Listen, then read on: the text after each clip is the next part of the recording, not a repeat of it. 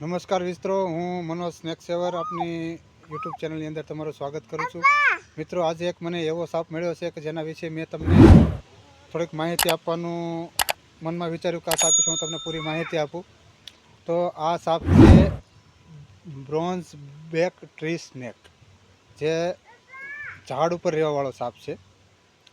પરંતુ આ સાપની અંદર કોઈ પણ જાતનું વેનમ આવતું નથી.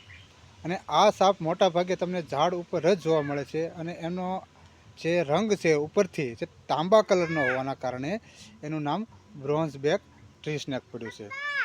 તો આ સાપ છે એકદમ નોન વેનેમસ સાપ છે. આ સાપની અંદર કોઈ પણ જાતનું વેનમ આવતું નથી. પરંતુ એના શરીર ઉપર જ્યારે માથા ઉપરથી લઈને છેક પૂંછ સુધી એક બ્રોન્ઝ ટાઈપ કલરની, એટલે કે તાંબા કલરની એક લાઈન આવે છે કે જેના કારણે જ એનું નામ બ્રોન્ઝ બેક ટ્રી સ્નેક પડ્યું છે. અને મોટા ભાગે આ સાપ ઝાડ ઉપર રહે છે, કારણ કે એનો કલર ઉપરની સાઈડથી એનો કલર એ સૂકી લાકડી જેવો હોવાના કારણે આ સાપ તમને મોટા ભાગે નજરે ઓછો દેખાય. અને આ સાપ જો કોબરાની જેમ ક્યારેક ક્યારેક પોતાની ફણ ફેલાવતો નથી, પરંતુ ઊંચી રાખીને આમ લડ્યા કરે છે. આવું કરતો તમને ઘણી વખત જોવા મળશે. અને એને ગરદનની આગળનો ભાગ તમે જોઈ શકશો મિત્રો, જે પીળા કલરનો દેખાય છે. તે પીળા કલરનો દેખાય છે, થોડોક સુધી છે, લગભગ અડધા ફૂટની આજુબાજુ.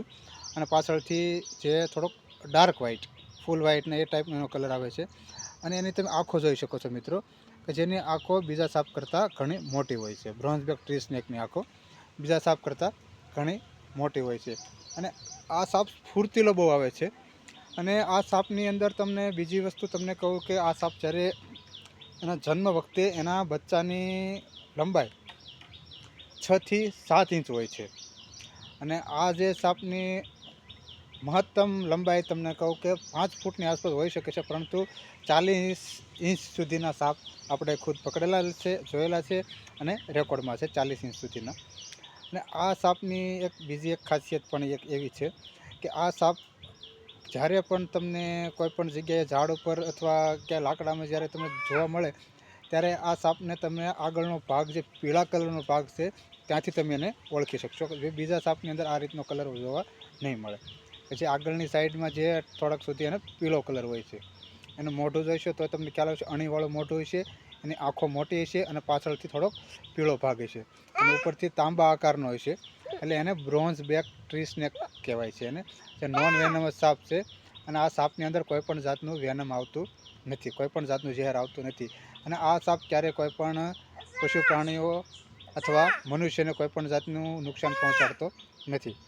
અને બીજા નંબરની અંદર આ સાપ ક્યારેય પણ રાત્રે લગભગ જોવા મળતો નથી. દિવસે જ આ સાપની મૂવમેન્ટ હોય છે. અને આનો મુખ્ય ખોરાક છીપકલી, ગરોળી, નાના કાકીડા છે, આવું આ સાપ ખાય છે. એકદમ બિનઝેરી નોન વેનમસ સાપ છે. આ સાપના બાઇટ પછી પણ કશું થતું નથી.